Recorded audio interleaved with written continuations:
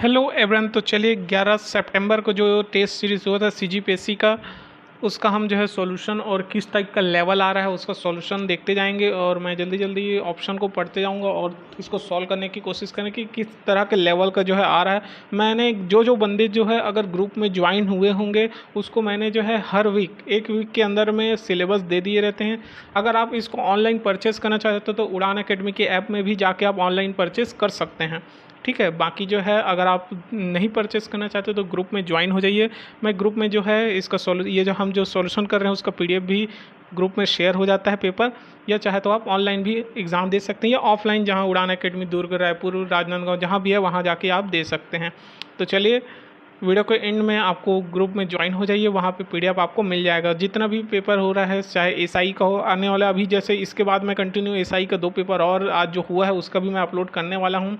और बहुत सारे जो जितने भी पत्रिका में बहुत सारे पेपर में एसआई का भी क्वेश्चन पेपर है उसको सॉल्यूशंस के साथ में हम सॉल्व करेंगे, ताकि उससे भी हमारा जहाँ से भी मिल सके टेस्ट सीरीज़ में वहाँ से कवर ला के जो है सॉल्व करते जाएंगे। तो हमारा जितना हो सके प्रिपरेशन हो, आने वाले समय में कुछ ही महीने में अक्टूबर नवंबर में हमारा एग्ज़ाम सीजी पुलिस का जो है होने वाला है।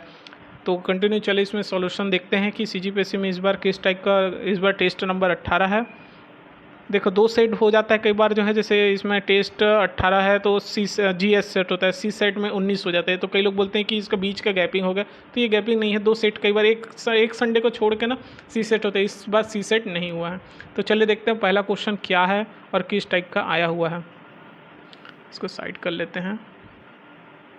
तो जो अगर इस चैनल में न्यू आए हैं तो बिल्कुल चैनल को सब्सक्राइब करके रखिए, क्योंकि मैं जितना भी हम मेरे से हो सकता है, क्योंकि मैं भी तैयारी कर रहा हूं, तो हम तैयारी के साथ साथ क्वेश्चन पेपर भी आपके साथ में शेयर करता हूं ताकि आपका भी प्रिपरेशन हो सके। तो चलिए पहला क्वेश्चन था कि भारतीय संविधान की मूल भाषा कौन सी है। तो भारतीय संविधान किन 2 भाषाओं में लिखा गया। अभी तक जो है भारतीय संविधान सिर्फ 2 ही भाषा में है, एक है हिंदी और एक अंग्रेजी, उर्दू में नहीं है। तो इसका सही आंसर क्या होगा, एक ए, जो हिंदी और अंग्रेजी दोनों भाषाओं। इसकी मूल भाषा कौन सी भारतीय संविधान की, 2 ही है, हिंदी और अंग्रेजी। ठीक है, नेक्स्ट क्वेश्चन क्या है वो देख लेते हैं। बजट पर भारित व्ययों के संबंध में विचार करना है। पहला क्या बोल रहा है, राज्यसभा के सभापति के वेतन भत्ते क्या बजट में इसमें शो होता है। उच्च न्यायालय के न्यायाधीशों के पेंशन और ऋण भार के अंतर्गत जितने भी ब्याज, निरपेक्ष निधि भार, ये सभी क्या बजट में भारित व्यय पे विचार किए जाते हैं। तो बिल्कुल तीनों सत्य है। तीनों जो है क्या होता है, बजट जो पारित होता है उसमें सभी का जो है वो भारित व्यय का होता है उसमें जानकारी। तो तीनों सत्य है, तो ऑप्शन क्या है, डी, तीनों सही हैं। ठीक है, नेक्स्ट क्वेश्चन देखते हैं। थोड़ा अगर स्पीड हो रहा होगा या अगर बहुत ज़्यादा स्पीड हो गया होगा तो आप जो है वीडियो का ऑप्शन दिया रहता है यूट्यूब में, थोड़ा स्लो भी कर सकते हैं, बाकी मैं धीरे धीरे भी बताने की कोशिश करूँगा। ठीक है, थर्ड क्वेश्चन है कि अनुच्छेद 112 के तहत भारित व्यय में कौन सी मद शामिल होती है। 112 के तहत, इसमें इस बार क्वेश्चन सिलेबस में साफ साफ बोल देता है, जो भाग 1 से लेकर 12 तक आपको पूरा भाग को पढ़ना था।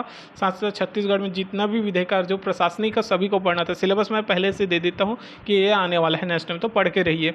जो बंदे घर बैठे कर रहे हैं तो बिल्कुल सिलेबस के अकॉर्डिंग पढ़ना स्टार्ट कर दें। कई कन्फ्यूजन होते हैं कि कैसे पढ़ूँ, कई लोग कमेंट भी कि कौन सा बुक से पढ़ूँ, तो बिल्कुल आप अपने बहुत सारे बुक है डेप्थ में पढ़ सकते हैं। ठीक है, तो क्वेश्चन यही है कि अनुच्छेद 112 के तहत भारित व्यय में कौन सा मद शामिल होती है। क्वेश्चन को अच्छे से पढ़ना। मैं बहुत बार जो है नहीं भी लिखा रहता है, उसको कई बार जल्दबाजी में सॉल्व करने के चक्कर में पढ़ नहीं पाते, इसलिए थोड़ा गलत भी हो जाता है, इसलिए 2 बार पढ़ लेना है।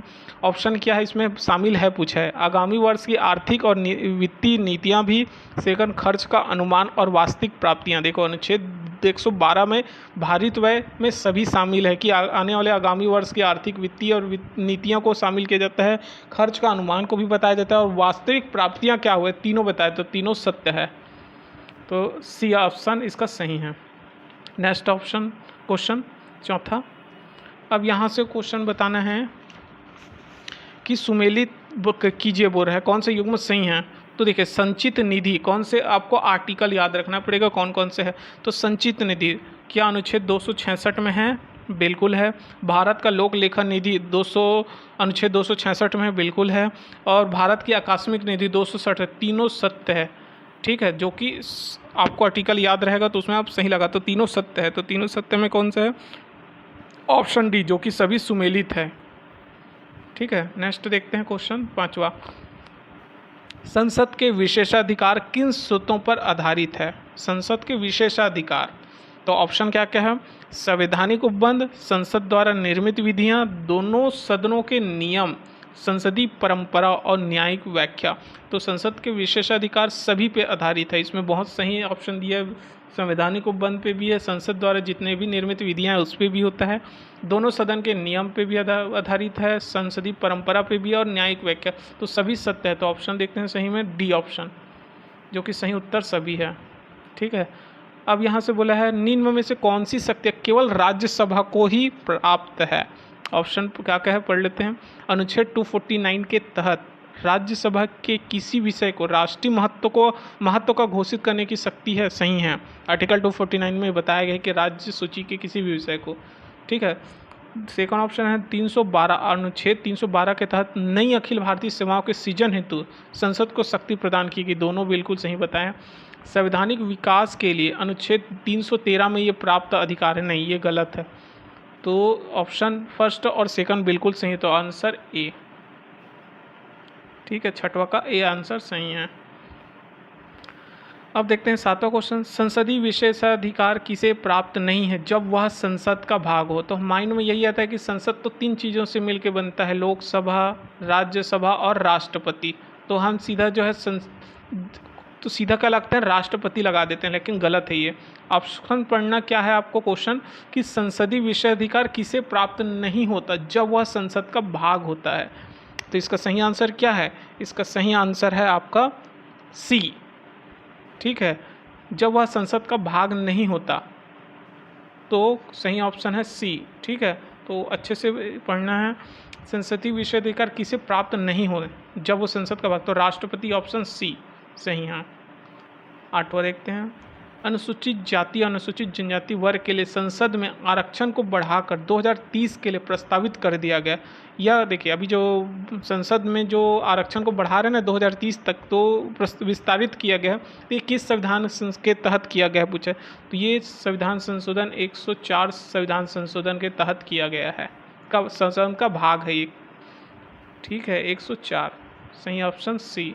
नौवां देखते हैं, देखिए दल बदल कानून अभी बहुत ज़्यादा आ रहा है, क्योंकि बहुत सारे राज्यों में दल बदल कानून का जो बन रहे हैं ना उसके हिसाब से, तो अच्छे से पढ़ना है दल बदल कानून के बारे में। दल बदल अधिनियम के संदर्भ निम्न कथनों पर विचार कीजिए बोल रहे हैं। तो सबसे पहले ऑप्शन फर्स्ट क्या बोलता है? फर्स्ट ऑप्शन बोलता है कि 92, ठीक है, 92 बोलता है 52 वे संविधान संशोधन 1985 के तहत दल बदल में रोक लगाने का प्रयास किया गया, बिल्कुल सही था ये। 92 में 1985 के तहत में दल बदल के में रोक लगाने का प्रयास किया गया था। सेकंड क्या है? 93 में संविधान संशोधन के तहत यदि 2/3 सदस्य इस नियम के तहत पार्टी छोड़कर दूसरे पार्टी में शामिल होते हैं तो उन्हें दल बदल नियम के तहत छूट नहीं, ये गलत, कोई छूट नहीं दिया जाता। ऐसे हो अगर छूट देने लग गए तो बहुत ज़्यादा वो हो जाएगा ना इसमें, तो 2/3 सदस्य नियम के तहत पार्टी छोड़कर, तो गलत है। तो सिर्फ आंसर इसका सिर्फ सही फर्स्ट ए है। तो फर्स्ट ए में कौन सा है? केवल ए बस सत्य है, ठीक है। नेक्स्ट ऑप्शन देखते हैं क्वेश्चन, लोकसभा अध्यक्ष को पद से हटाने की प्रक्रिया में क्या शामिल है? लोकसभा के अध्यक्ष को कैसे हटाएंगे, कौन सी प्रक्रिया से हटाएंगे? तो ऑप्शन क्या क्या है?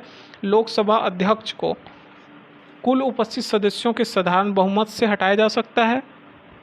सेकंड ऑप्शन, इस प्रक्रिया में विचार करने तो कम से कम 50 सदस्यों का समर्थन जरूरी है। तो इसका सही आंसर देखो, लोकसभा के अध्यक्ष को कुल उपस्थित सदस्यों के बहुमत साधारण बहुमत से नहीं है, गलत है, कम से कम इसमें 50 सदस्यों का समर्थन जरूरी है। तो second option is correct, B, ठीक है। नेक्स्ट देखते हैं। अब देखिए ये भी बहुत इंपॉर्टेंट है, संसदीय प्रक्रिया के बारे में हम पढ़ते हैं ना, स्थगन किया जाता है, सत्रावसान किया जाता है, विघटन किया जाता है, इसका मतलब क्या है? अब अच्छे से पढ़ना, स्थगन का क्या होता है प्रक्रिया? केवल बैठक समाप्त होता है, बिल्कुल सही है। सत्रावसान मतलब केवल सत्र का समापन होता है, ठीक है। विघटन, सभी स्थितियों में विधेयक समाप्त हो जाते हैं, ये गलत है भाई। विघटन करने का मतलब ये नहीं है कि वो विधेयक समाप्त हो गया, ठीक है। तो केवल 2 ही सत्य है, ऑप्शन बी 1 और 2 बस सत्य है। अब देखिए ये भी क्वेश्चन है, सत्य युग में बताइए प्रश्नकाल, क्या संसदीय नियम में इसका उल्लेख है? बिल्कुल गलत, इसका कहीं भी उल्लेख प्रश्नकाल का संसदीय नियम में उल्लेख नहीं देखने को हमको मिलता। ठीक है। शून्यकाल संसदीय नियम में उल्लेखित नहीं है, बिल्कुल नहीं है उल्लेखित। कटौती प्रस्ताव विधेयक की मांग में कटौती करने हेतु, सही है, ये भी सही था। ध्यानाकर्षण प्रस्ताव संसदीय प्रक्रिया में उल्लेखित है, बिल्कुल। तो सेकंड, थर्ड, फोर्थ सही है, तो option B is correct. First बस गलत है, ठीक है। आपको यही बताना है ना सत्य युग्म के बारे में। अब यहाँ से देखिए, बहुत अच्छा, ये बहुत अच्छा क्वेश्चन था कि निम्न कथनों पर विचार करना है। जो सरकारी विधेयक है, अगर सरकारी विधेयक को 7 दिन के पूर्व नोटिस पर संसद में पेश किया जा सकता है, ठीक है। गैर सरकारी विधेयक को 1 माह के पूर्व नोटिस पर संसद में पेश किया जा सकता है, बिल्कुल दोनों कथन एकदम करेक्ट है। तो सी ऑप्शन इज करेक्ट, दोनों जो है सही हैं। अब 14 नंबर का क्वेश्चन क्या बोलता है, उच्चतम न्यायालय में न्यायाधीशों की संख्या में वृद्धि हेतु किस तरह के विधेयक की आवश्यकता होती है? साधारण विधेयक, विशेष विधेयक या आधे से अधिक राज्यों की अनुमति, या कॉलेजियम प्रणाली? भाई इसमें आधे से अधिक राज्यों की अनुमति का कोई वो नहीं हो उच्चतम न्यायालय का, तो ये तो यही एलिमिनेट हो गया।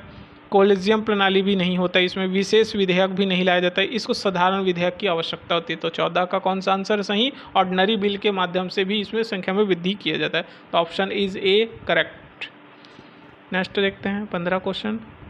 उच्चतम न्यायालय के न्यायाधीश बनने के लिए आवश्यक अर्हताएं कौन सी है? इसमें एलिजिबिलिटी को पूछा है। सबसे पहले तो भारत का नागरिक होना जरूरी है, बहुत सही है।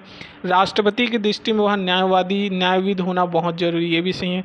उसे उच्च न्यायालय और विभिन्न न्यायालयों में 10 वर्ष का अनुभव होना भी जरूरी है। अधिवक्ता होना जरूरी है, बिल्कुल सही, तीनों एकदम करेक्ट है। तो तीनों किस में है? डी में, तो option D is correct. Next देखते हैं, न्यायिक अवमानना के संदर्भ में ध्यान देना है। इसे संविधान में परिभाषित किया गया है? नहीं, न्यायिक अवमानना को संविधान में परिभाषित नहीं किया गया है। न्यायिक अवमानना ओनली अधिनियम जो बना था 1971 के तहत परिभाषित किया गया, तो second is correct, option B is correct. भाई ये संविधान के में परिभाषित नहीं, इसको स्पेशली एक अधिनियम बनाया गया था 1971, उसमें ही परिभाषित किया गया है, ठीक है। तो option B is correct. Next question, निम्न परिस्थितियों में राज्यपाल विधेयक, देखिए हम जो राज्यपाल जैसे सीएम जितना प्रशासनिक, अब यहाँ से देखिए क्वेश्चन कैसे आ रहा है, जो छत्तीसगढ़ का जो पढ़े है ना वही है, मुख्यमंत्री ऐसा से पढ़ते विधेयक राज्यपाल जो विधेयक को सुरक्षित रख सकता है, कैसे, किन किन कारणों से?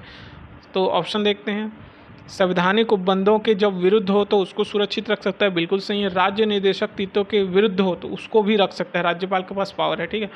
देश के व्यापक हित के विरुद्ध हो उसको भी विधेयक को रख सकता है। राष्ट्रीय महत्व का ना हो तो वो भी रख सकता है। अनुच्छेद 31A के तहत संपत्ति के अनिवार्य अधिग्रहण के लिए, तो बिल्कुल यहाँ पे सभी जो है वो राज्य इसको सुरक्षित रख सकता है राज्यपाल, तो ऑप्शन सभी उपयुक्त सही है, तो option is D is correct, option D is correct. 91 संविधान संशोधन के तहत संदर्भ में कौन सी बिंदु शामिल है पूछा है, तो देखते हैं। विधानसभा के कुल सदस्य संख्या का 15% से अधिक सदस्य मंत्री पद धारण नहीं कर सकते, नहीं ऐसा नहीं है, धारण कर सकते हैं, गलत है ये। यदि किसी राज्य में कुल सदस्य के 15% सदस्यों की संख्या 10 से कम है, जहां न्यूनतम 10 सदस्य मंत्री पद धारण करेंगे, बिल्कुल सेकंड सही है, second is option B is correct. Next question, विधानसभा हेतु सामूहिक उत्तरदायित्व का सिद्धांत किस अनुच्छेद में बताया गया है? तो याद रखना, सामूहिक उत्तरदायित्व का सिद्धांत 164 अमेंडमेंट जो अनुच्छेद के तहत जो संविधान अनुच्छेद है ना, अनुच्छेद उसमें बताया गया 164, याद रखना है, बहुत इंपॉर्टेंट। सामूहिक उत्तरदायित्व का सिद्धांत ये विधानसभा हेतु है, उसी तरह लोकसभा के लिए भी आता है, ठीक है। तो 164 याद रखना है। क्वेश्चन, राज्य विधान परिषद के संदर्भ में सदस्यों जो है ना उसके सदस्य में विचार करना है, तो सबसे पहले कैसे कैसे है वो देख लेते हैं। 1/3 सदस्य जो स्थानीय निकाय जैसे कि नगर पालिका, जिला पंचायत बोर्ड आदि के द्वारा चुना जाता है, बिल्कुल सही है। राज्य विधान परिषद के बारे में पढ़ रहे हैं, बिल्कुल सही है। ये 1/12 सदस्य जो है, ठीक है, सदस्य कम से कम 3 वर्ष से स्नातक है और द्वारा निर्वाचित होते हैं, बिल्कुल सही है। एक छठा सदस्य 1/6 सदस्य राज्यपाल द्वारा चुने जाते हैं, तीनों सत्य है। डी है क्या? हाँ, डी इज करेक्ट, जो कि तीनों सत्य है। ये निम्नलिखित कथनों पर विचार करना है। किसका क्वेश्चन, परमादेश रिट एक आदेश के रूप में होती है जिसका प्रयोग किसी लोक प्राधिकारी, प्राइवेट व्यक्ति या प्राइवेट कंपनी के खिलाफ किया जा सकता है। बिल्कुल किया जा सकता है। ठीक है, दूसरा ऑप्शन क्या है? क्वेश्चन को पढ़ना है। पहले देखिए, परमादेश एक आदेश के रूप में होती है जिसका प्रयोग किसी लोक प्राधिकारी प्राइवेट व्यक्ति के खिलाफ किया जा सकता है। नहीं, किसी प्राइवेट व्यक्ति के खिलाफ नहीं किया जा सकता, तो नहीं किया जा सकता। देखते हैं आगे का सेकंड क्वेश्चन। न्यायालय किसी प्राधिकारी को उसकी विवेकाधीन शक्ति का प्रयोग करने के लिए परमादेश रिट जारी नहीं कर सकता। तो इसमें से ऑप्शन क्या पूछा है? उपयुक्त में से कौन सा कथन सत्य नहीं है? तो सिर्फ ये जारी नहीं कर सकते। देखो, न्यायालय के पास ये नहीं है कि विवेकाधिकार का प्रयोग करके परमादेश जारी नहीं कर सकता। बिल्कुल ये सत्य है, ये गलत है। तो ऑप्शन फर्स्ट इज गलत, सही नहीं को चॉइस करना। तो ठीक है, क्वेश्चन इसीलिए पढ़ना है। थोड़ा गलती कर देते हैं, यहाँ पे लिखा कुछ और, यहाँ पे उपरोक्त में से सत्य को बताइए बोलता है। जैसे यहाँ पे सत्य को बताइए, हम पूरा पढ़े रहते हैं और टिक लगाने स्टार्ट करते हैं, यही गलती हो जाता है। थोड़ा पढ़ते हैं। 22वां क्वेश्चन क्या है? सर्वोच्च न्यायालय ने कुछ नीति निर्देशक तत्वों को मूल अधिकार का दर्जा दिया है। 14 वर्ष से कम आयु के बच्चों को प्राथमिक शिक्षा प्राप्त करने का अधिकार है, जब अनुच्छेद 21 का के तहत प्राण के अधिकार का हिस्सा बन गया। बिल्कुल ये दोनों, ये सत्य था। 14 वर्ष से कम आयु के बच्चों को शिक्षा का अधिकार दिया गया है। लेकिन फर्स्ट ऑप्शन क्या बोलता है कि सर्वोच्च न्यायालय ने कुछ नीति निर्देशक तत्वों को मूल अधिकार का दर्जा दिया, ये गलत है। तो option second is correct, option B is correct. सत्य को बताना था ना हमको, इसीलिए क्वेश्चन को देखना है एक बार अच्छे से। इसमें भी सेम वही सही को बताना है हमको। संघ लोक सेवा आयोग द्वारा और राज्य लोक सेवा आयोग संवैधानिक निकाय है, लेकिन संयुक्त राज्य लोक सेवा आयोग एक वैधानिक निकाय है। सेकंड, राज्य लोक सेवा आयोग के सदस्यों को उच्चतम न्यायालय के न्यायाधीशों के समान ही हटाया जा सकता है। बिल्कुल सत्य है लोक सेवा आयोग। तो ऑप्शन बी इज करेक्ट, सही को बताना था। अधीनस्थ न्यायालयों के गठन का प्रावधान देखिए, ये बहुत अच्छा क्वेश्चन है, इंपॉर्टेंट है, इसको लिख के रखिए कि अधीनस्थ न्यायालयों के गठन का प्रावधान जो 1 से 12 तक भाग पढ़ा होगा, भाग 6 में बताया गया है, जिसके अनुच्छेद 233 से लेके 37 तक है। तो ऑप्शन ए इज करेक्ट, अधीनस्थ न्यायालयों के बारे में बताया गया है। 25वां क्वेश्चन, भारत के संविधान के संदर्भ में राज्य के नीति निर्देशक तत्व के संबंध में हमको पढ़ना है। विधायिका के कृत्यों पर निर्बंधन करते हैं, कार्यपालिका के शक्तियों का निर्बंधन करते हैं। देखो, विधायिका के कृत्यों पर निर्बंधन किया जा सकता है, लेकिन कार्यपालिका के शक्तियों का निर्बंधन नहीं किया जा सकता। तो first A option is correct. 26वां, 1991 में 69 जो संविधान संशोधन के तहत दिल्ली को राष्ट्रीय राजधानी क्षेत्र कहा, बिल्कुल सही है। ये बिल्कुल जो 1991 में जो 69 संविधान संशोधन के तहत दिल्ली को राष्ट्रीय राजधानी क्षेत्र कहा गया, बिल्कुल सही है। लोक व्यवस्था, पुलिस तथा भूमि को छोड़कर राज्य सूची के विषय के सभी विषयों में विधि बनाने का अधिकार दिल्ली विधानसभा को है। तो यहाँ पे ऑप्शन बी इज भी करेक्ट है। तो दोनों ऑप्शन करेक्ट है, मतलब option C is correct. Next question, संघीय क्षेत्रों के लिए ये देखिए, अब भी जस्ट ये क्वेश्चन ये करंट से रिलेटेड इसने बनाया हुआ है क्वेश्चन, आप अच्छे से देख लीजिए। आपने देखा होगा अभी जस्ट कि मध्य प्रदेश में अभी एक बैठक हुई थी, जैसे हमारे छत्तीसगढ़ से सीएम भूपेश बघेल गए थे, और अलग आपने करंट अफेयर देखा होगा, तो वो एक फोरम की अध्यक्षता कर रहे थे। उसी से ही ये बनाया गया है कि संघीय क्षेत्रों के लिए सलाहकारी समितियों के फोरम की बैठक की अध्यक्षता कौन करता है। तो आपको पता है कि सभी यहाँ के सीएम, यूपी योगी आदित्यनाथ, ऐसे सभी जगह ऑनलाइन से किए थे। तो इसके फोरम की अध्यक्षता कौन किया था? अमित शाह, जो कि गृह मंत्री हैं। इसकी अध्यक्षता कौन करता है? संघीय क्षेत्रों के लिए सलाहकारी समिति के फोरम की अध्यक्षता गृह मंत्री करता है, होम मिनिस्टर। तो इस तरह करंट जो पढ़ते रहेंगे, करंट रिलेटेड ना करंट अफेयर, उससे ये क्वेश्चन बनता है बहुत ज़्यादा। संघ शासित प्रदेशों हेतु अध्यादेश जारी करने की शक्ति, जो संघ शासित प्रदेश होते हैं ना, वहाँ पे अध्यादेश जारी करने की शक्ति किसके पास होती है? राष्ट्रपति के पास? बिल्कुल नहीं। उपराष्ट्रपति नहीं।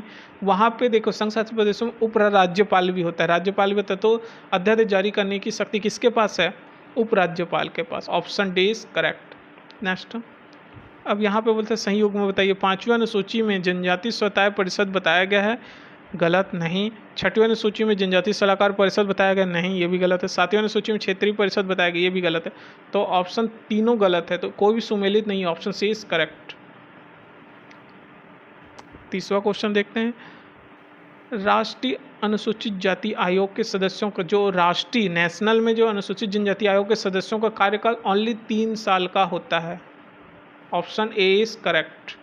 मैं कई बार जल्दी से ऑप्शन पढ़े बिना ही सीधा, देखो बहुत सारा क्वेश्चन जो इजी रहता है ना उसको डायरेक्टली मैं यहाँ पे एक्सप्लेन करके सीधा करेक्ट टिक लगाता हूँ।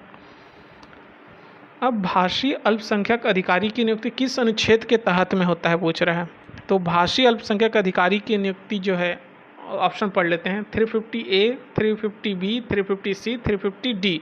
तो सही आंसर है 350B के तहत और भाषीय अल्पसंख्यक अधिकारी की नियुक्ति किया जाता है। Option B is correct. नियंत्रक एवं महालेखक परीक्षक द्वारा कौन सी रिपोर्ट जारी की जाती है। तो नियंत्रक और महालेखक परीक्षक के द्वारा कौन सी रिपोर्ट जारी की जाती है। विनियोग विधेयक रिपोर्ट जारी की जाती है, सही है। वित्त लेखाओं पर बिल्कुल लेखा जोखा का जो होता है ना वो भी जारी किया जाता है। सार्वजनिक उपक्रम का भी लेखा जोखा होता है, उसका भी। तीनों करेक्ट है। Option D is correct. तीनों जो है लोक नियंत्रक महालेखक परीक्षक द्वारा जारी किया जाता है रिपोर्ट। अब यहाँ पे देखिए, महान्यायवादी को उच्च न्यायालय में सुनवाई का अधिकार है, बिल्कुल है। राज्य के महाधिवक्ता को किसी भी न्यायालय में सुनवाई का अधिकार नहीं है, तो option first is correct. CBI केंद्रीय अन्वेषण ब्यूरो किस मंत्रालय के अंतर्गत आता है। होम मिनिस्टर नहीं, आपने जस्ट अभी मैंने बताया था सीबीआई नया बना था। ये किस मंत्रालय के अंतर्गत है। रक्षा के अंतर्गत नहीं, वित्त मंत्र फाइनेंस के नहीं, ये कार्मिक मंत्रालय के अंतर्गत आता है। इस कार्मिक को इंग्लिश में बोलते हैं मिनिस्ट्री ऑफ पर्सनल, ठीक है। Option C is correct. Bharat की, देखिए बहुत अच्छा क्वेश्चन था, भारत के प्रथम लोकपाल कौन है। पिनाकी चंद्र घोष, टीपी शर्मा, मनमोहन सिंह। मनमोहन सिंह तो ऐसे आप एलिमिनेट क्वेश्चन जब भी करना है ना तो ऐसे ही किया करो। मनमोहन सिंह तो बिल्कुल नहीं थे। जीवी खरे बिल्कुल नहीं था। टीपी शर्मा भी नहीं। पिनाकी चंद्र घोष जो कि प्रथम लोकपाल हैं भारत के, तो ऑप्शन ए इज करेक्ट। अधिकरणों की स्थापना किस संविधान संशोधन के अंतर्गत प्रावधानित किया गया। ये कौन से संविधान के अधिकरणों की स्थापना की गई थी। 42वें संविधान संशोधन के तहत में प्रावधानित किया गया था, तो ऑप्शन ए इज करेक्ट। उपराष्ट्रपति पद के वेतन भत्ते का उल्लेख संविधान के किस अनुच्छेद में है। देखिए उपराष्ट्रपति का कोई पद होता नहीं है, सीधी बात। आपको पद होना याद होना चाहिए कि उपराष्ट्रपति नाम के कोई पद नहीं होता, ये राज्यसभा के सभापति होते हैं, ठीक है। तो इस कोई भी अनुसूची में ये नहीं बताया गया, तो इनमें से कोई नहीं। Option D is correct. राष्ट्रीय जल संसाधन परिषद का अध्यक्ष कौन होता है। राष्ट्रीय जल संसाधन परिषद का अध्यक्ष जल शक्ति मंत्री नहीं, प्रधानमंत्री, हाँ ये सही है। पंचायती राज मंत्रालय का मंत्री नहीं, नगरीय प्रशासन मंत्री नहीं, तो ऑप्शन बी इज करेक्ट। प्रधानमंत्री होते हैं जो नेशनल जल संसाधन मंत्री परिषद का अध्यक्ष बोल रहे हैं ना, तो प्रधानमंत्री इज करेक्ट। आपातकाल के दौरान राजनीतिक स्तर पर आपदा प्रबंधन का प्रमुख कौन होता है। देखो जब भी आपातकाल लगता है तो कौन होता है राजनीतिक स्तर का प्रमुख। तो आपको याद होगा कि आपातकाल इंदिरा गांधी के दौरान, तो इंदिरा गांधी क्या थी उस समय, प्राइम मिनिस्टर थे ना, तो ऑप्शन बी इज करेक्ट। मंत्री द्वारा राष्ट्रपति को दी गई सलाह की जांच कौन करता है। सर्वोच्च न्यायालय या उच्च न्यायालय या दोनों के द्वारा। तो मंत्री द्वारा राष्ट्रपति को दी गई सलाह इनमें से कोई नहीं करता, ऑप्शन डी इज करेक्ट। ये देखिए करंट अफेयर, जिन जिन लोगों ने करंट अफेयर जो मेरे, देखो मैं जितने भी SIS CGPSC में बहुत लोग जितने मेरे सब्सक्राइबर हैं या जो न्यू हैं वो बराबर देख रहे हैं। चलो बाकी जो आ रहे हैं करंट अफेयर, जितने भी चैनल को सब्सक्राइब किए हैं वो सभी करंट अफेयर को देखिए। करंट अफेयर देखने से आपको फ़ायदा होगा और एग्ज़ाम में यही काम आएगा। सुनेंगे देखेंगे ना तो बहुत ज़्यादा याद होता है। तो करंट अफेयर भी, जब भी मैं करंट अफेयर का वीडियो डालता हूँ तो जो भी बंदा जो सब्सक्राइब करके रखा है बिल्कुल वीडियो को देखिए, टाइम निकाल के देखिए। ऊपर ऊपर देखिए, पढ़ना बस रहता है, ये है। बिल्कुल क्वेश्चन सॉल्व करेंगे तो ज़्यादा याद हो जाता है, ठीक है। तो ग्लोबल जेंडर गैप रिपोर्ट में भारत की कौन सी रैंक है। तो ग्लोबल जेंडर गैप रिपोर्ट में भारत की रैंक आई थी 135 rank, option C is correct. Night sky sanctuary कहाँ स्थापित किया गया है। Night sky sanctuary, option A is Himachal Pradesh में, लद्दाख में, केरल में या उड़ीसा में। ये नाइट सेंचुरी स्काई सेंचुरी स्थापित किया गया लद्दाख में, B is correct. Chhattisgarh Olympic संघ के अध्यक्ष, अब देखिए यहाँ से पूरा छत्तीसगढ़ से क्वेश्चन बनेगा। छत्तीसगढ़ ओलंपिक जो संघ के अध्यक्ष कौन हैं। मुख्यमंत्री, खेल मंत्री, मुख्य सचिव या कैबिनेट? तो इसके ओलंपिक संघ के सचिव होते हैं हमारे सीएम, मुख्यमंत्री। ठीक है, छत्तीसगढ़ में कौन है हमारे ओलंपिक संघ के अध्यक्ष? मुख्यमंत्री भूपेश बघेल जी। मिशन अमृत 2.0 के तहत कितने नगरीय निकाय को शामिल किया गया है? ये नगरीय निकाय को 169 नगरीय निकाय को शामिल किया गया है। ठीक है, मिशन अमृत 2 के ऊपर। राज्य अनुसूचित जाति आयोग के अध्यक्ष कौन होते हैं पूछ रहा है? सचिव अनुसूचित जनजाति? नहीं, कोई सचिव को नहीं बनाया जाता, मंत्री भी नहीं होते, ना सीएम नहीं होते, इनमें से कोई नहीं।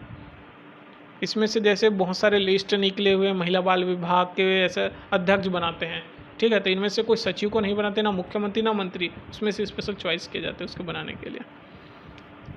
देखिए INS विक्रांत अभी जस्ट जो है अभी नया लॉन्च हुआ है। INS विक्रांत किसके द्वारा निर्मित है? ये भारत के द्वारा, रूस के द्वारा या दोनों के द्वारा? तो भारत और रूस दोनों ने मिलकर इसको निर्मित किया है। Option C is correct. Next question देखते हैं। राष्ट्रमंडल खेलों में भारतीयों ने कितने स्वर्ण पदक जीते थे? 61, 22, 16 या 23? तो टोटल 22 स्वर्ण पदक जीते थे। ठीक है, option B is correct. Bharat वर्तमान में कितने लघु अनुपज की खरीदी निर्धारित मूल्य पर निर्धारित की गई है? 65, 49, 47, 61? तो टोटल 65 लघु अनुपज हमारे छत्तीसगढ़ का ये है। ठीक है, वर्तमान में। हाल में ही देखिए जो भी करेंट अफेयर जो मेरा देख रहा होगा, मैंने जस्ट अभी करेंट अफेयर के लिए जिसमें राष्ट्रपति और उपराष्ट्रपति, मुख्य न्यायाधीश जो कि चीफ जस्टिस ऑफ इंडिया, उसके बारे में मैंने पूरा बताया हुआ। हाल में नवनियुक्त जो मुख्य न्यायाधीश है यू ललित, उसको मैंने क्रम में बताया था। कौन से क्रम के हैं ये? 49 क्रम के हैं, मैंने बताया हुआ था। 50वें भी ये जो 49 यू ललित जो है नवंबर में रिटायरमेंट हो जाएंगे, तो 50वें के लिए भी सिलेक्शन हो चुका है। ठीक है, तो इस तरह पढ़ेंगे करंट अफेयर को तो याद रहेगा आपको। 50वां क्वेश्चन देखते हैं यहाँ पे। ठाकुर लक्ष्मण सिंह, भैरा प्रसाद श्रीवास्तव, पंचकौड़ प्रसाद पांडे, कृष्ण विशु जोशी? तो इसका सही आंसर सुमिलित करना है यहाँ पे। तो ऑप्शन ए इज करेक्ट। तो ए का थर्ड क्या है? ठाकुर लक्ष्मण सिंह का संबंध मृदक वादक से है। भैरा प्रसाद श्रीवास्तव, इसका संबंध जो है वो ध्रुपद गायन से है। पंचकौड़ प्रसाद पांडे का संबंध हारमोनियम से है। और विष्णु कृष्ण जोशी ख्याल गायिका है। तो ऑप्शन ए इज करेक्ट। अब यहाँ से मोस्ट इम्पोर्टेंट, सुमेलित कीजिए। महाधिवक्ता, छत्तीसगढ़ के महाधिवक्ता कौन है? गिरीश चंद्र बोलता हूँ, सतीश चंद्र वर्मा। तो ऑप्शन ए का थर्ड किस में है देख लेते हैं। ऑप्शन ए का किस में? अब देखो आपको एलिमिनेट करना चाहिए। ए का थर्ड इसमें नहीं है, इसमें नहीं है, तो अब इसमें से दोनों में से एक हो सकता है। जीरम घाटी के लिए, जीरम घाटी जो बनाया गया उसके जो आयोग के अध्यक्ष कौन थे? अग्निहोत्री। तो ऑप्शन देखो दो बस याद भी रहेगा ना, तो आप एक बार में, तो बी का सेकंड किस में है? इसमें तो नहीं था, हमने एलिमिनेट किया था। दोनों में कौन सा? बी का सेकंड इसमें, तो ऑप्शन ए इस एक मिनट। ऑप्शन देखिए जो झीरम घाटी के लिए जो बनाया गया था ना, तो सतीश चंद्र अग्निहोत्री है। तो ऑप्शन सी इज करेक्ट। यहाँ पे काट देता हूँ। महाधिवक्ता कौन है? सतीश चंद्र वर्मा है। और झीरम घाटी के लिए बनाया गया अग्निहोत्री को। तो ए का थर्ड और बी का फर्स्ट, तो सही आंसर है ये। और सी के लिए जो छत्तीसगढ़ खनिज विकास निगम में कौन है? गिरीश देवागन। और छत्तीसगढ़ के लोकायुक्त कौन है अभी? TP शर्मा। तो ऑप्शन सी इज करेक्ट। ठीक है, तो कुछ चीज़ याद रहेगा ना, तो आपको एक ही बार में हो जाएगा। देखिए अभी जस्ट खैरागढ़ के जो विधायक का निर्धन हुआ था देवराज सिंह जी का, उसके बाद में फिर से उपचुनाव किया गया विधानसभा का। तो कौन कौन जो है उम्मीदवार खड़े थे वो पूछ रहा है मतलब और कौन जीत के आए। तो जो करंट अफेयर में एक्टिव होगा उसको पता होगा कि यशोदा वर्मा और ये खड़ी थी, जो कि यही जीत के आई है भारी वोटों से। ठीक है, छत्तीसगढ़ राज्य में 5वीं विधानसभा से संबंधित सुमेलित नहीं है। सबसे पहले मैं बता दें इसके अध्यक्ष डॉक्टर चरणदास महंत हैं, उपाध्यक्ष मनोज मंडावी हैं, और नेता प्रतिपक्ष में नारायण चंदेल जस्ट अभी करंट में बने हैं। और protem speaker T Singhdeo protem speaker नहीं होता। प्रोटेम स्पीकर तो शपथ दिलाने का काम होता है। तो T सिंहदेव कौन है? ये तो स्वास्थ्य मंत्री ना, तो ऑप्शन सुमेलित नहीं है, ये गलत है। TS सिंहदेव जो कि स्वास्थ्य मंत्री हैं। राज्य के प्रोटेम स्पीकर के संबंध में सही नहीं है। ठीक है, अध्यक्ष पद रिक्त होने पर सदस्य के वरिष्ठ सदस्य को प्रोटेम स्पीकर नियुक्त किया जाता है। नहीं, ऐसा कुछ नहीं है, ये गलत है, सही नहीं है ये। प्रोटेम स्पीकर को राज्यपाल द्वारा शपथ दिलाया जाता है, सही है। प्रोटेम स्पीकर का कार्य स्पीकर के निर्वाचन को, यही लिखा है, स्पीकर के निर्वाचन को संपन्न करना, तो सही नहीं कौन सा? ए, ऑप्शन ए इज सही नहीं है, यही ऑप्शन, ठीक है। तो ऑप्शन ए इज करेक्ट। राज्यपाल से संबंधित कौन सी सुमेलित नहीं है? तो 55 का क्वेश्चन देखते हैं। राज्य का प्रशासन राज्यपाल के पद नाम से संचालित किया जाता है, बिल्कुल सही है। संचालित तो राज्यपाल, भाई मुख्यमंत्री सभी काम करते हैं, लेकिन राज्यपाल के नाम से संचालित होता है। राज्य के कार्यपालिका का संवैधानिक प्रमुख होता है राज्यपाल, बिल्कुल सही है। राज्य का वास्तविक कार्यकारी प्रमुख होता है, बिल्कुल गलत है। राज्य का वास्तविक कार्यकारी प्रमुख तो सीएम होता है, नॉट राज्यपाल। मुख्यमंत्री की नियुक्ति राज्यपाल द्वारा की जाती है, तो ऑप्शन सी इज करेक्ट, ठीक। नेक्स्ट देखते हैं 56 का। छत्तीसगढ़ राज्य का महाधिवक्ता से संबंधित कथन बताना है। यह राज्य का सर्वोच्च विधि अधिकारी होता है, बिल्कुल सही है। छत्तीसगढ़ के वर्तमान महाधिवक्ता भी सतीश चंद्र वर्मा, जस्ट अभी ऑप्शन में हमने देखा था, और कौन से नंबर के हैं वो भी याद रखना है। महाधिवक्ता, ठीक है, 40 नंबर के हैं, ये काम आएगा। मुख्य न्यायाधीश महाधिवक्ता और सर्वोच्च विधि अधिकारी होता है, बिल्कुल सही है। इसकी नीति संविधान के अनुच्छेद 165 के अंतर्गत के थे, तो सभी सही हैं, ठीक है। तो उपरोक्त तो सभी, आपको क्या बताना था इसमें? सही कथन को बताना, तो सभी सत्य है। अब देखिए, सिरपुर के संबंध में कुछ चीज़ बताना है कि बुद्ध का आगमन हुआ था, लक्ष्मण मंदिर का निर्माण हुआ था, हेनसंग का आगमन हुआ था, गंधेश्वर महामुनि का निर्माण, बौद्ध विहार। आपको बताना है कि महर्षि गुप्त बालार्जुन के काल के शासनशील घटनाएं। तो देखो, महर्षि बालार्जुन के समय में क्या क्या हुआ तो बता देता हूँ। सबसे पहले तो लक्ष्मण मंदिर का निर्माण हुआ था, उसी समय हेनसंग का भी आगमन हुआ था, और बौद्ध विहारों का भी निर्माण हुआ था। तो सेकंड, थर्ड और 5, ऑप्शन सी इज करेक्ट, ठीक है। छत्तीसगढ़ में कबीर पंथ परंपरा से संबंधित आश्रम और उसके संस्थापक को बताना है कि कौन कौन हैं। तो अगर आपको ज़्यादा याद नहीं रहेगा तो सबसे जो फेमस है दामाखेड़ा का, तो उसको तो आपको पता ही है कि डी का थर्ड उग्रनाम साहिब जी हैं। तो डी का थर्ड किस में है, आपको ये एलिमिनेट करने आना चाहिए। जैसे डी का थर्ड इसमें नहीं था, इसमें नहीं था, इसमें नहीं, तो ऑप्शन इसी में, डी का थर्ड उग्रनाम साहिब जी, ठीक है। कुदुरमाल में कौन है? मुक्तिमणि नाम साहिब जी। रतनपुर में है सुदर्शन नाम साहिब जी। और कवर्धा में कौन है? कवर्धा में है आपके सी का 4 हकनाम साहिब जी, ठीक है। तो ऑप्शन सी इज करेक्ट। एक आपको एलिमिनेट करने आ गया ना तो सब चीज़ बन जाएगा। ये देखिए, जस्ट मैंने बताया ना, छत्तीसगढ़ के उच्च न्यायालय के उच्च न्यायालय के वर्तमान मुख्य न्यायाधीश कौन से क्रम के? 40 नंबर के हैं, 14। छत्तीसगढ़ की विधानसभा में अनुसूचित जनजाति वर्ग हेतु आरक्षित सीटों का आरक्षण, कितने सीटों का आरक्षण किया गया है पूछ रहा है। तो ये जो आरक्षित सीटों की संख्या है 10, option D is correct. Kabir Panth में चौका विधान का एक महत्वपूर्ण प्रक्रिया है। चौका के प्रमुख प्रकारों की शामिल कौन कौन से हैं? आनंदी चौका है, बिल्कुल सही है। जनमौती चौका है, बिल्कुल सही है। अष्टपहरी भी है, एकत्री भी है, महत्री नहीं है।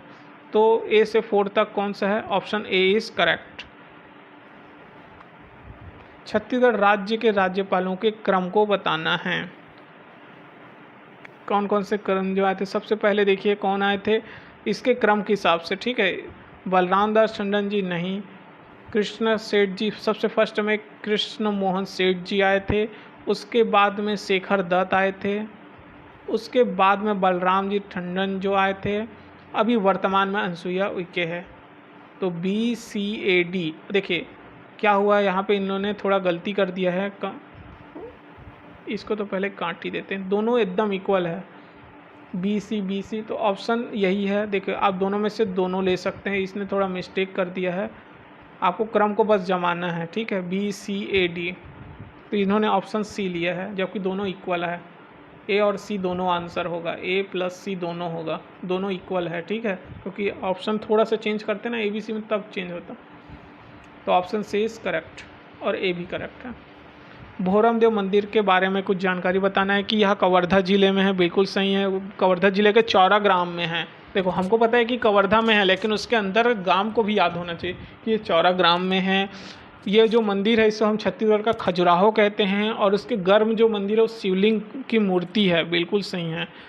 इसका निर्माण 1089 ईस्वी में फनिस नागवंशी शासक रामचंद्र देव के काल में, ये गलत है। इसका निर्माण 169 में किसने किया था? गोपाल चंद्र देव ने किया था। गोपाल चंद्र देव, ठीक है, के काल में हुआ था। तो option D is correct, sorry option D is wrong. तो ऑप्शन फर्स्ट सेकंड थर्ड बस सही है, option C is correct. Chhattisgarh राज्य के वर्तमान मंत्रिमंडल पर विचार कीजिए। बहुत इजी क्वेश्चन था। सबसे पहले तो आपको मैं बता दूं, अभी करंट में पंचायत और ग्रामीण विकास जो अभी इसका जो भार संभाले हैं रविंद्र चौबे जी हैं, जो कि पहले टी.एस. सिंहदेव थे। तो ए का सेकंड किस में है? इसमें नहीं है। थोड़ा सा बड़ा कर लेते हैं, चलो। आपको पता ऐसी होना चाहिए। इसमें मैं एलिमिनेट ऐसी करता हूँ, जब भी क्वेश्चन सॉल्व करना है तो एलिमिनेट किया कीजिए कि पंचायत ग्रामीण विकास में रविंद्र चौबे जी की इसमें है, ए का सेकंड, ए और डी तो ऐसी हो गया। अब ऑप्शन दो को चॉइस करना है हम। अभी आपने देखा होगा सभी जभी जैसे कि खैरागढ़ है और नए नए जिलों का जो बन रहे हैं ना, तो वहाँ पे उसके अध्यक्ष बन रहे हैं। तो वहाँ पे मैंने देखा था संस्कृति विभाग में कौन थे, संस्कृति विभाग में कौन थे? अमरजी भगत का नाम था, ठीक है। तो डी का फोर्थ ये एकदम सही बना हुआ है। तो डी का फोर्थ किस में है? इसमें। तो ये ऑटोमेटिक एलिमिनेट हो गया। और खेल और युवा मंत्री तो आप सभी को पता है कि उमेश पटेल हैं। स्कूल हमारे शिक्षा मंत्री कौन हैं? देखो ये बहुत इजी है, प्रेम सिंह टेकाम जी। तो अगर जिसको याद नहीं होता तो इस तरह करंट अफेयर से रिलेटेड बना भी सकता है, लेकिन इजी रहता है। तो ऑप्शन बी इज करेक्ट। वर्तमान में छत्तीसगढ़ राज्यसभा के सदस्य नहीं हैं। राजीव शुक्ला हैं, श्रीमती रंजन भी हैं, सरोज पांडे भी है, राम विचार नेताम नहीं है, वर्तमान में राज्यसभा के सदस्य नहीं हैं। नेक्स्ट देखते हैं जनजातियों से संबंधित क्वेश्चन। सोना बिहान, देखिए बहुत इजी क्वेश्चन है। देखो अगर इसमें से आपको याद नहीं होता, अगर कोई चीज़ जैसे मुझे ना कन्फ्यूज़न हो गया था क्योंकि नाम ना बहुत कन्फ्यूज, तो मुझे एक ही चीज़ अच्छे से नाम आता कि हिंदुस्तान थिएटर में कौन थे, इसको पहचान किसने दिलाई थी? हिंदुस्तान थिएटर के वो संस्थापक हबीब तनवीर। तो मुझे एक बस बहुत अच्छे से याद था कि सी का फर्स्ट है, ठीक है। तो मैंने ए को एलिमिनेट कर दिया, सी का फर्स्ट में। अब कन्फ्यूज़न ये हुआ, देखिए सी के फर्स्ट दो है, इस तरह एलिमिनेट करने आना चाहिए। उसके बाद मुझे रवेली नाचा पार्टी का याद आया, ठीक है। रवेली नाचा पार्टी का कौन थे? रवेली नाचा पार्टी के दुलार सिंह मंदरा जी। तो ऑप्शन थर्ड में कौन है? ये भी एलिमिनेट हो गया। तो इस तो आपको option B is correct. Eliminate करके सॉल्व करेंगे ना तो बहुत अच्छे से याद रहेगा आपका। सोना बिहान में कौन है? दाऊ महासिंह चंद्राकर। चंदेनी गोंदा नाचा पार्टी के कौन हैं? रामचंद्र देशमुख। हिंदुस्तान थिएटर के संस्थापक हबीब तनवीर हैं। रवेली नाचा पार्टी में कौन है? दुलार सिंह मंदरा जी, ठीक है। इस तरह एलिमिनेट करके बनाइए, बहुत अच्छे से बनता है। अब सुमेलित करना है। थोड़ा वीडियो लंबा हो रहा है, देखिए अभी क्वेश्चन सिर्फ अभी भी 31-32 क्वेश्चन बचे हुए, लेकिन वीडियो लंबा हो गया है। इसलिए मैं क्या करता हूँ, थोड़ा वीडियो को थोड़ा फास्ट कर देता हूँ। इसलिए अगर फास्ट लगता होगा तो बिल्कुल आप जो है स्लो करके भी देख सकते हैं। धारा 21 आपको सुमेलित करने बता रहे हैं, कौन कौन से सुमेलित है। धारा 21 में बताया गया है सरपंच और उप सरपंच के विरुद्ध, देखिए आपको धारा भी याद रखना है कुछ जगहों का। धारा 21 में सरपंच और उप सरपंच के विरुद्ध जो अविश्वास प्रस्ताव लाते हैं, तो ए का थर्ड किस में है? इसमें नहीं है, इसमें नहीं है, अब दो में है कन्फ्यूजन। धारा 22 बताया गया है किस में? धारा 22 बताया गया है जनपद पंचायत का गठन को। तो सेकंड का बी का सेकंड है, ये नहीं है, ऑप्शन डी इज करेक्ट। सी धारा 29 बताया गया है जिला पंचायत के गठन को, और धारा 40 बताता है पंचायत के पदाधिकारियों को कैसे हटाना है। तो ऑप्शन डी इज करेक्ट। ये देखिए बहुत अच्छा क्वेश्चन यहाँ से। अब देखिए हम छोटा बहुत ऊपर पढ़ते हैं। अब देखिए यहाँ से अबूझमाड़ी जनजाति से संबंधित अब पढ़ना है। अगहा क्या होता है? अगहा क्या होता है? अगहा एक जगह बैठने का जगह होता है। अगहा मतलब बैठक होता है, जगह बैठने की जगह, ठीक है। अल्पांजी क्या होता है? अल्पांजी सोने का कमरा को कहते हैं। अगाड़ी किसको कहते हैं? अगाड़ी जो है रसोई घर को कहा जाता है। देखिए भुंजिया, जैसे कि लाल बंगला जो हम देखे थे ना, लाल बंगला भुंजिया जनजाति का है लाल बंगला रसोई घर का नाम। इसी तरह जो है अबूझमाड़ी के जनजाति के रसोई घर का नाम अगाड़ी है। और कघई क्या होता है? कृषि स्थान है कघई। तो ऑप्शन सी इज करेक्ट।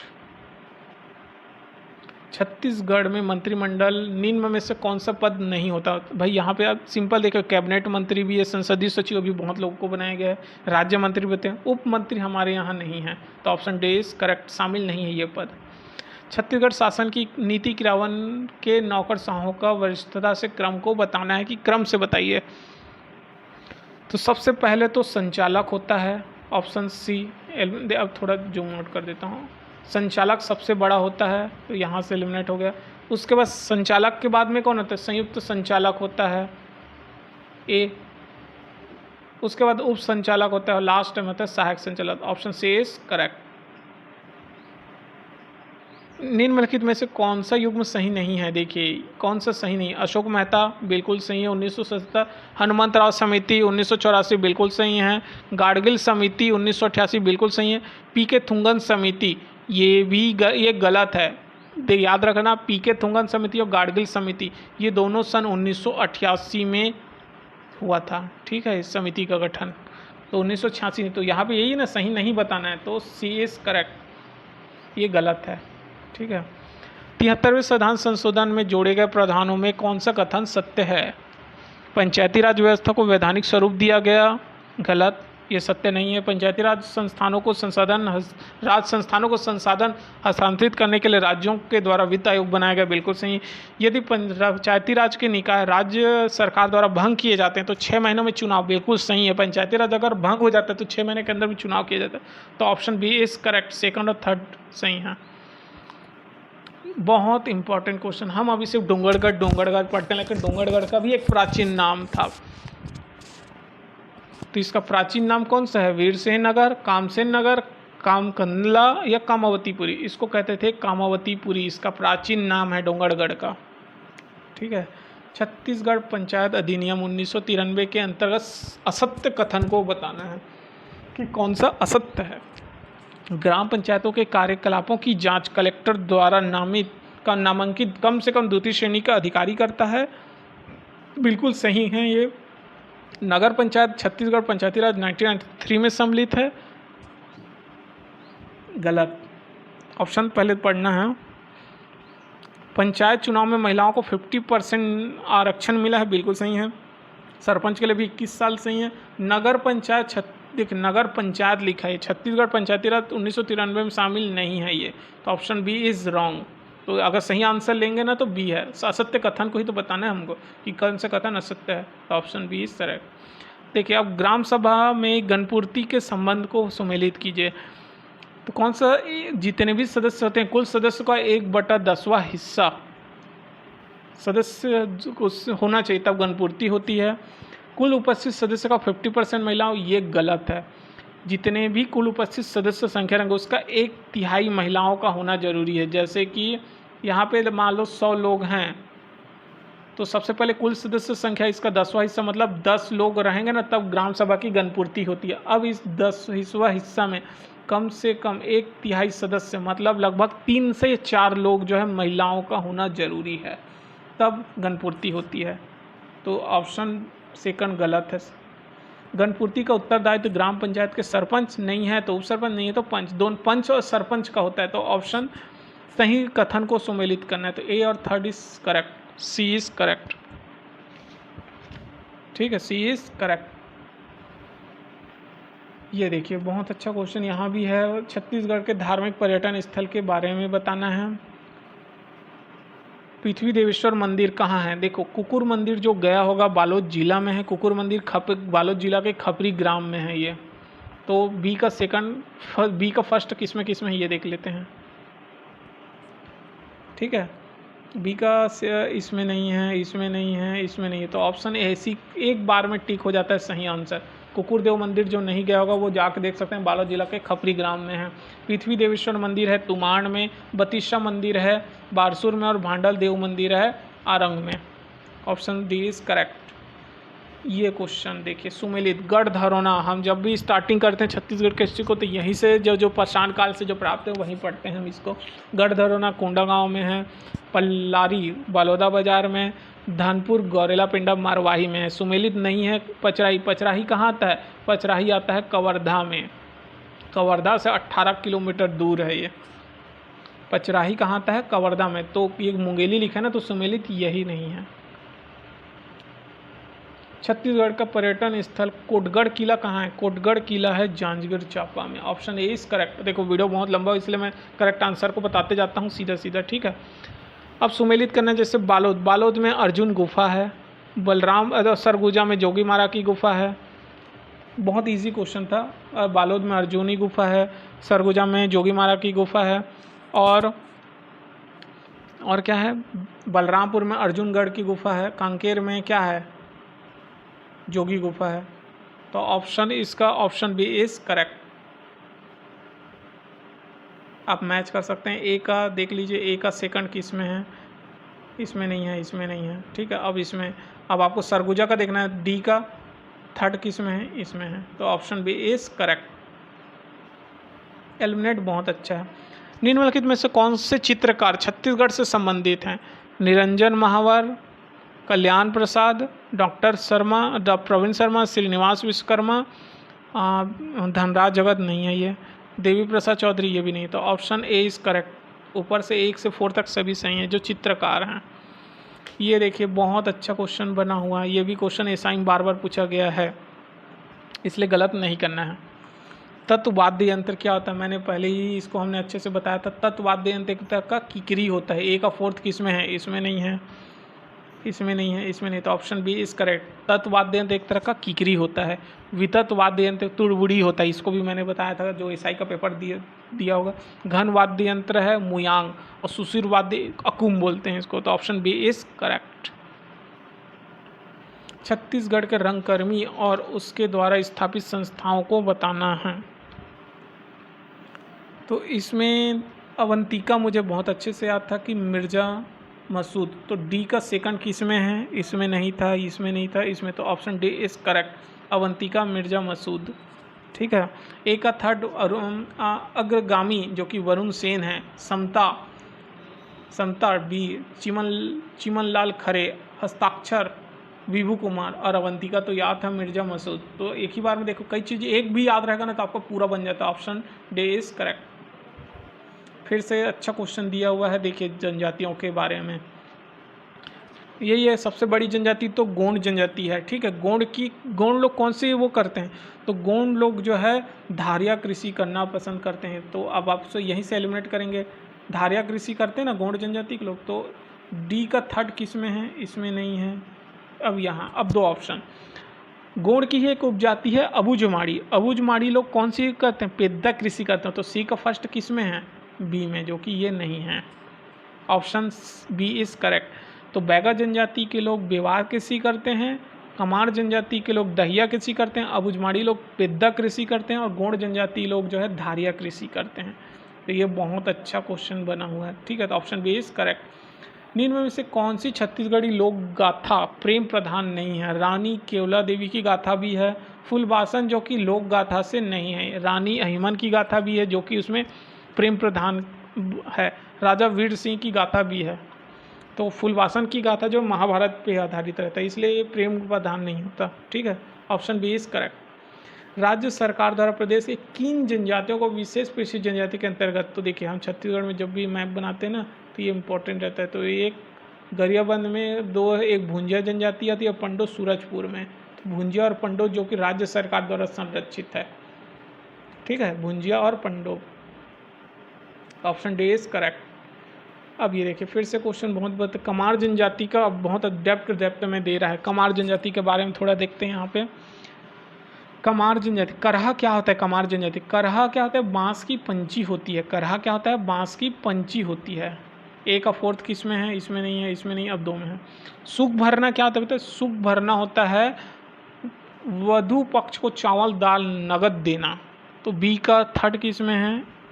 तो इसमें। तो ऑप्शन डी इज करेक्ट। सी का फर्स्ट उड़रिया मतलब सह पलायन होता है। उड़ का बस याद रख सकते हैं कि उड़ के यहाँ से यहाँ जाते हैं। गाता डूमा मतलब पूर्वज को बोलते हैं। तो ऑप्शन डी इज करेक्ट। निम्न में से कौन सी जनजाति और उससे संबंधित पारंपरिक व्यवसाय नहीं है? कोरकू जनजाति के लोग भूमि खोदने का काम करते हैं, सही है। कंवर जनजाति सैन्य कार्य करते हैं, सही है।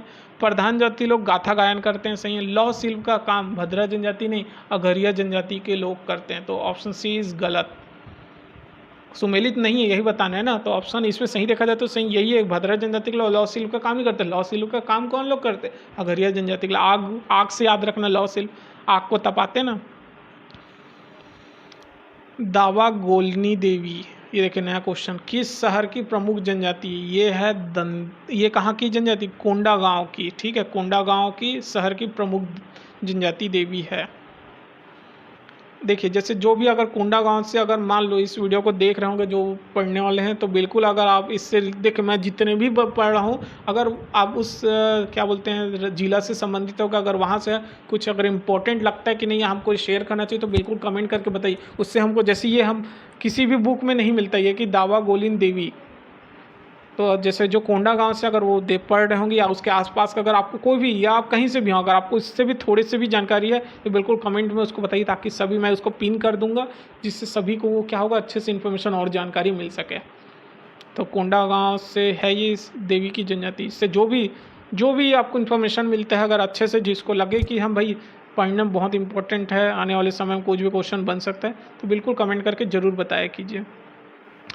अब यहाँ से विधानसभा अध्यक्ष की शक्तियों के बारे में विचार कर सही कथनों को बताना है। तो मैं सीधा ऑप्शन को सही आंसर को बताते जाऊंगा, क्योंकि वीडियो बहुत लंबा हो गया है। तो ऑप्शन जो है ऑप्शन डी इज करेक्ट, उपयुक्त सभी सही है। बोल रहा है कि विधानसभा के अध्यक्ष की शक्तियों के बारे में विचार को सत्य कथन बताना है। ये सदन के सामूहिक मत का प्रतिनिधित्व करता है। इसकी अनुमति के बिना किसी भी सदस्य को बोलने का अधिकार नहीं होता, अनुमति नहीं होती। सदस्य के बोलने की सीमा का निर्धारण भी अध्यक्ष के द्वारा किया जाता है और संसदीय शब्दों के कार्यवाही से पृथक करता है। संसदीय समितियों के अध्यक्ष की नियुक्ति करता है। वह कार्य मंत्रणा समिति, सामान्य प्रयोजन समिति और नियमित समिति का अध्यक्ष होता है। सदनादेश के उल्लंघन को दंडित करता है और साथ ही साथ अध्यक्ष की नियुक्ति के बिना संसद परिषद में किसी को गिरफ्तार नहीं किया जाता। तो सभी सत्य है। अब यहाँ से मैं जो सही आंसर वो बताते जाऊँगा। 90 का ऑप्शन सी इज करेक्ट। कौन सा है इसका? जिला पंचायत के पदेन सदस्यता के बारे में सही नहीं को बताना है। तो जनपद पंचायत के 50% अध्यक्ष सदस्य होते हैं, ठीक है। सही नहीं है पूछा, तो जनपद पंचायत में 50% अध्यक्ष पदेन सदस्य होंगे, ये गलत है।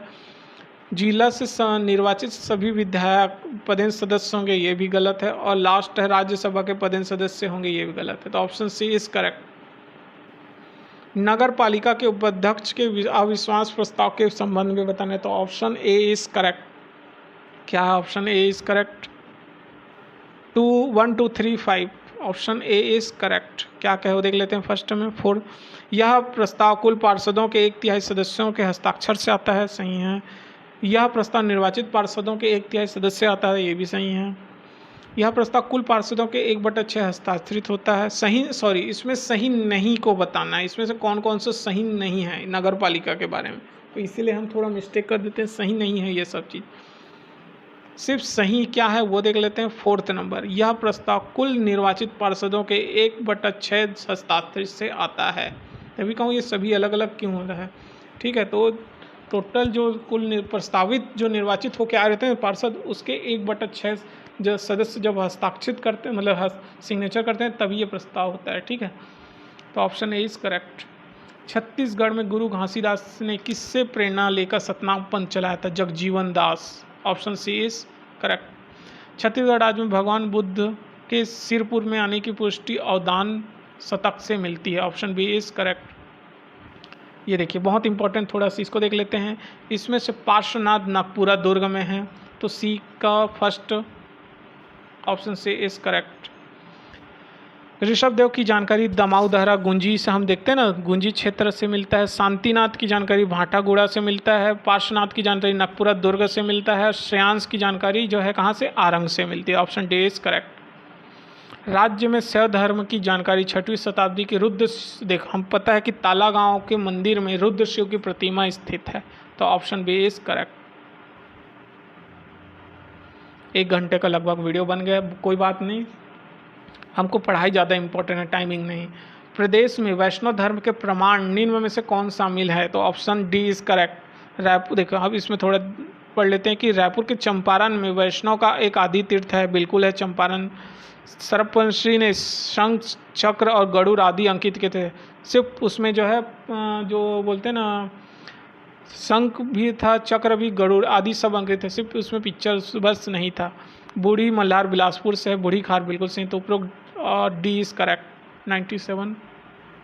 नारायण पाल मंदिर, यह क्वेश्चन बना हुआ है, पेपर में आया हुआ है। बस्तर से संबंधित कथनों पर विचार कीजिए, तो ऑप्शन डी इज करेक्ट। यह एक प्राचीन विष्णु मंदिर है, इंद्रावती नारंगी नदियों के संगम पे बना हुआ है, छिंदक नागवंशी की रानी मुमुद देवी द्वारा निर्मित है, और ये वास्तुकला चालुक्य शैली से संबंधित है, प्रभावित है।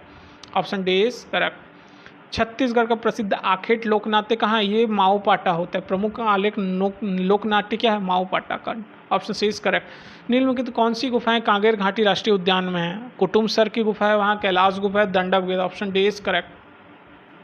100। केंझर धार और भैंसा धार मगरमच्छ पार्क के लिए लोकप्रिय पर्यटक स्थल कहाँ है? ये है आपका बस्तर में। Option A is correct. I hope video बहुत अच्छा लगा होगा। जितना हो सकता है मुझे एक्सप्लेन करने का मैं बता देता हूँ। बिल्कुल ये पीडीएफ आपको ग्रुप में मिल जाएगा, तो जाइए डिस्क्रिप्शन पे मैं लिंक दे दिया हूँ, ग्रुप में ज्वाइन कर लीजिए। ठीक है, पीडीएफ आपको time to time current affair जो भी करंट हो रहा है उसके बारे में इन्फॉर्मेशन देते रहता हूँ, और बहुत ही जल्दी एसआई का भी वीडियो मैं अपलोड करूँगा। वीडियो अच्छा लगे तो चैनल को सब्सक्राइब जरूर कीजिए और लाइक ज़रूर कीजिए। ठीक है फ्रेंड्स, 1 घंटे का वीडियो बना है, थोड़ा मैं फास्ट कर दूँगा ताकि जल्दी जल्दी हो सके।